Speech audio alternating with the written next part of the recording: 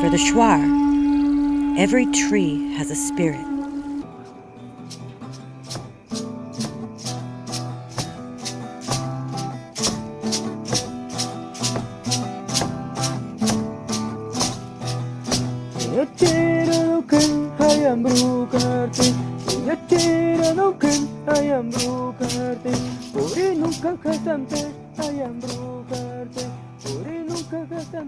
The plan?